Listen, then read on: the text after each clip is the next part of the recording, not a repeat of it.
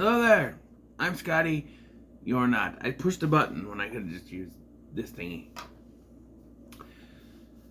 Well, time has finally come for me to review The Exorcist Believer.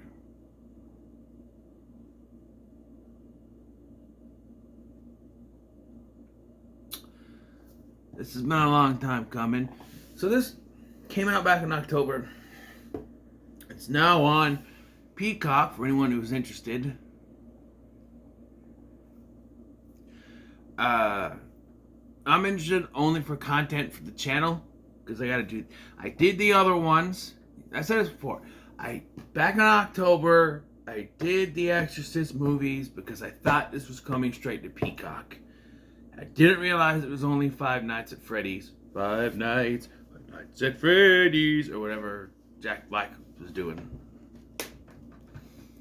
So, yeah. Now it's finally on Peacock. So I did all of those, and I need to do a ranking. Oh boy. I'm just gonna tell you right now, this is gonna be low. What?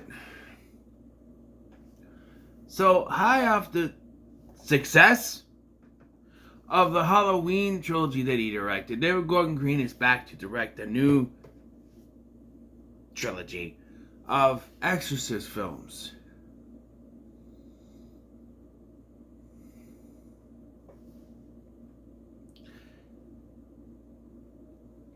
So one of the big problems with David Gordon Green's Halloween trilogy is that it wasn't a trilogy. It is supposed to be one film, and that film was a success, which means, we're going to do two films. And so, but they only had story for one film, and that was Kills. But, Kills there was no conclusion, really, because whatever they had, they didn't have faith in, and so they just, we had final confrontation with Laurie, so let's just put this Corey Cunningham guy in the middle of that. Honestly, you could have done two films. Tacked on that final battle at the end of Kills, would have been fine. Would have been like a 3-hour movie, but it would have been fine. So here you think, okay, they're planning a trilogy to begin with, so they know what they're doing. And not only is that not true, but the ending to this movie doesn't even feel like it sets up sequels. It's just, this happens and it's over. Unless I missed something, which could have been because I struggled to pay attention to this movie. I got the gist of what it was trying to say, I think. And they are really trying to 2018 this. But not in a way, I hate to say this, I actually liked that movie, but the Texas Chainsaw Massacre movie that came out last year did a better job of copying Halloween 2018 than this did. All of the announcements. Ellen Burstyn's coming back, and Chris McNeil, and she does jack shit in this movie. She shows up, gets her eyes poked out, and then is gone from the rest of the movie. That is literally the extent of her part in this movie, is that she shows up, gets her eyes poked up, and then we get cameo at the end of the movie. We're going to talk about that. But let's talk about some positive things. I like the way this looked, for the most part. When the exorcism started, it was kind of like a green filter or something on, like a green baby food spinach filter on it. For the most part, the way lighting, it's shot very well. David Gordon Green is not a bad director. Some of the writing, maybe, but not a bad director. I also didn't mind some of the actors. The actress who played Joan from Hereditary is in this. And for her part, she's trying. She's trying to deliver a good performance, and she does that. I also didn't mind Leslie Odom Jr. as our main character, Victor, here. I'm still on Joan.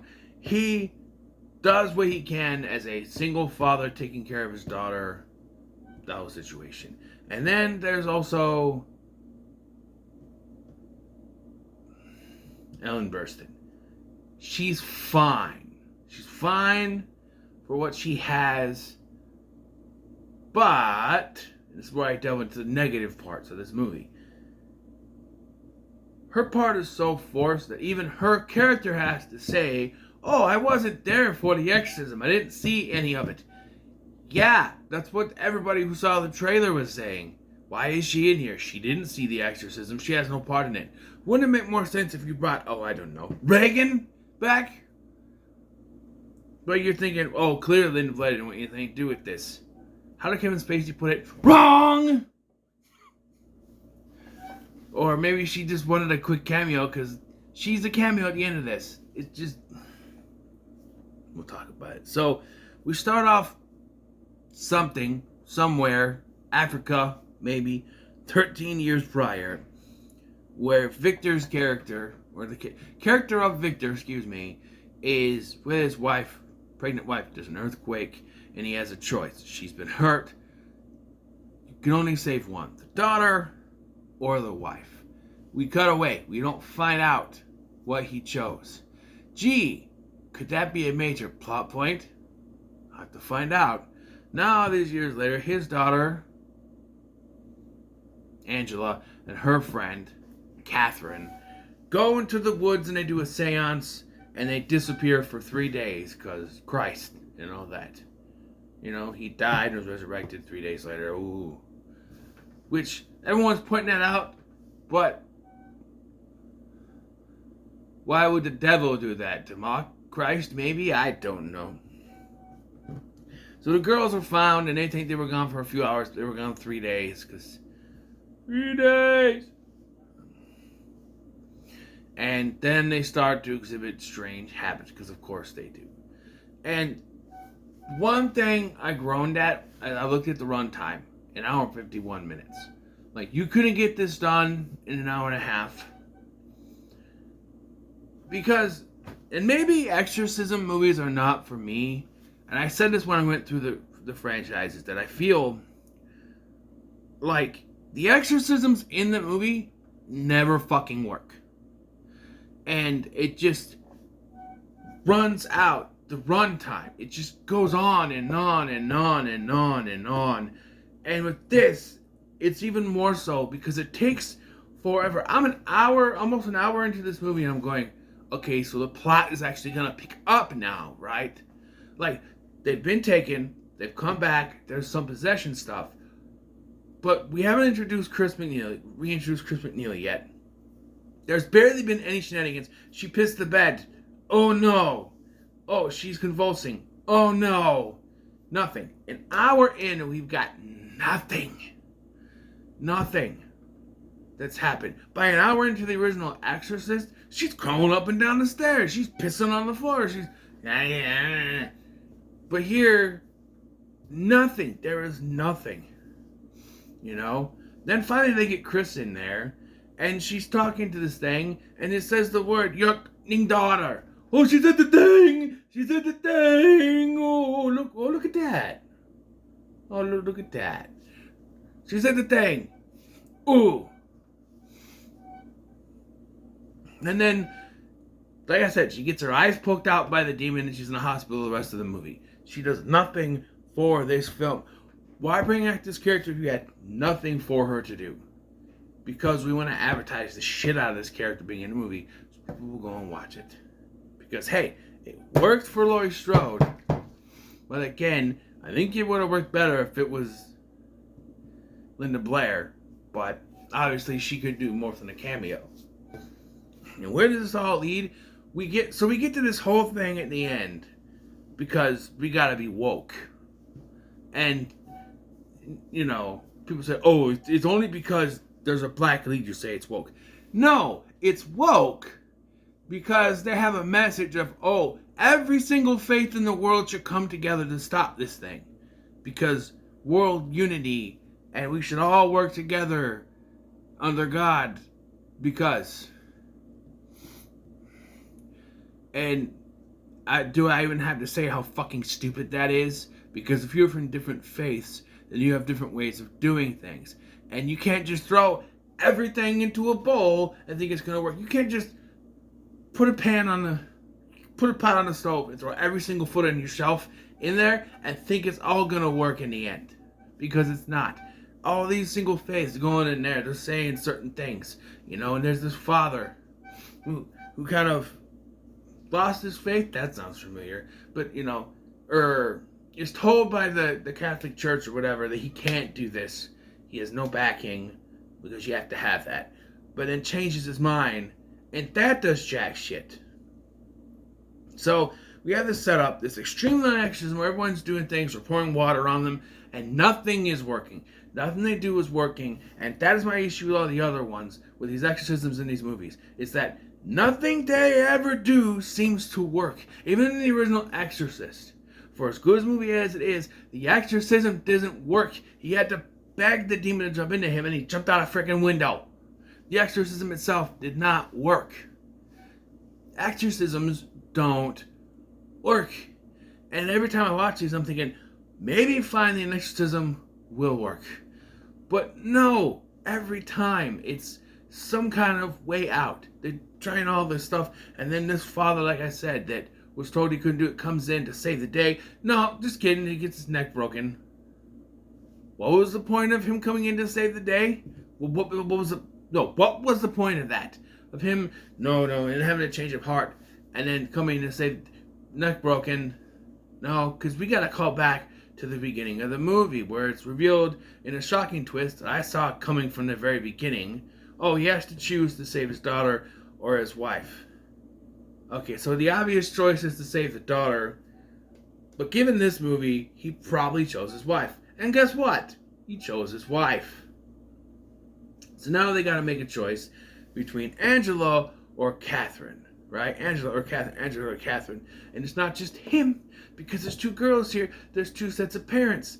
And that could have led to something, But instead, they just said, oh no, they're going to be in solidarity and they're not going to choose neither of them.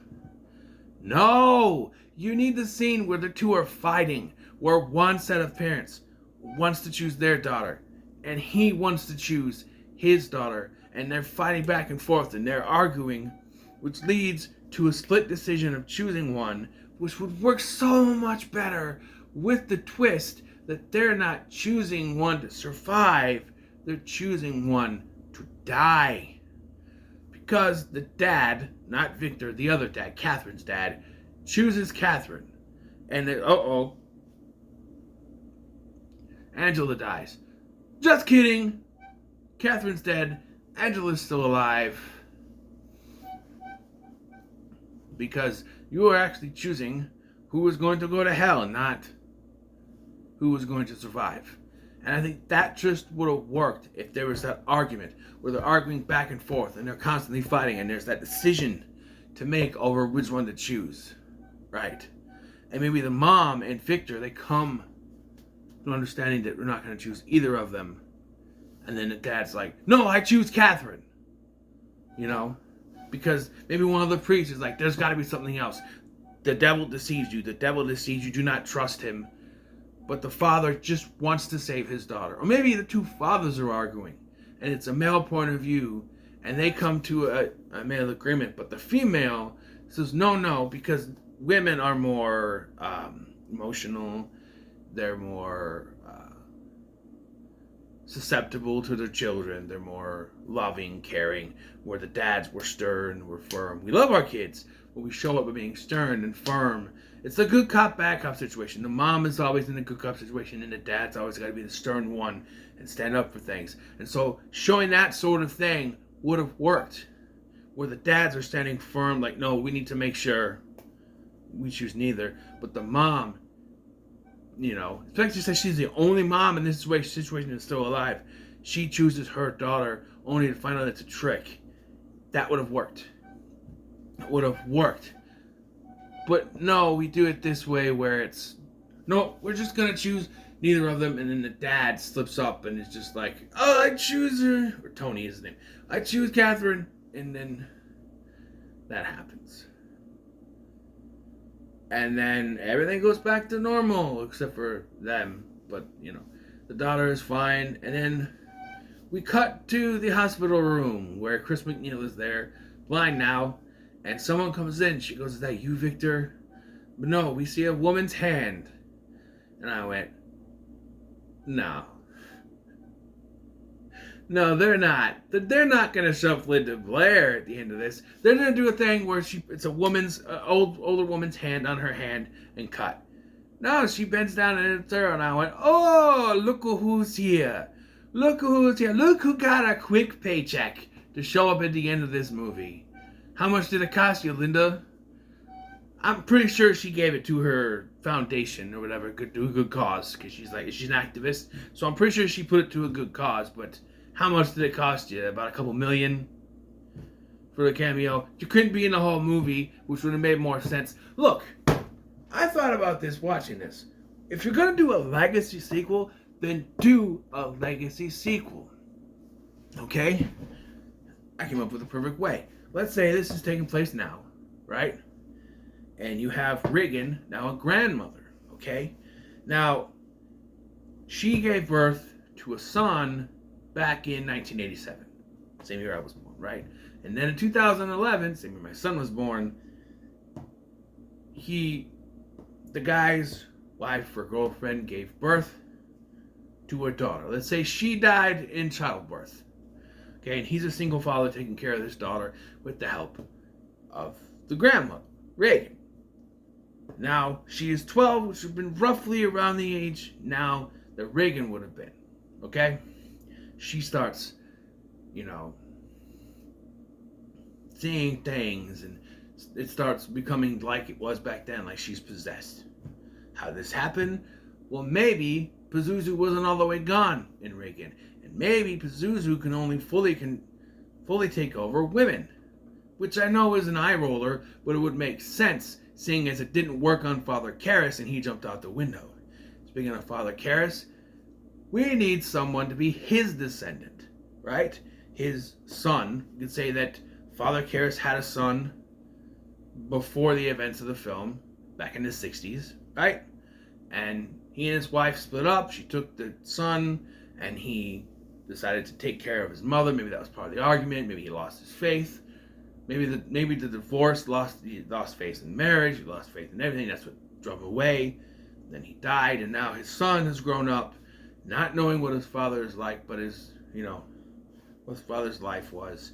But maybe he studied the clergy. Maybe not. Maybe he had some sort of faith. Who knows? And who are you going to get to play this actor? Oh, I don't know. Jason Patric, the actual son of Jason Miller. And you could throw Kinderman's daughter in there as a cameo. She doesn't have to be a major character, but you could have these characters connect. Hell, you could make Karras' son the cop character now, investigating what's going on and learning that this is connected to his father's death and having that kind of connection. That could be what a legacy sequel is like. Not this thing. This was a flaming turd. Not worth your time. I know, shouldn't you say fry in hell? I feel like that would be too ironic. A little too ironic. Okay, that'd be a little too ironic, too perfect. No frying in hell. It's not hated. Would I watch it again? Probably not. Am I going to buy the Blu-ray? I'm a whore, so yes. I'm a completionist, so I probably will. But it probably won't be right away. Who knows? I don't know. Maybe. I'm a completionist, right? I have the Heretic, which I still think is worse than this because that one fries in hell all day long. But this was just nothing. It was boring. It was meh. It was shoving in a character just to get people to go into the seats. It's nothing. It's absolutely nothing. It's not worth your time. So, what are your thoughts on The Exorcist Believer? Let me know in the comments below. Make sure to like, share, and subscribe. Thank you for watching. I've been Scotty, and I'll see you in the next one.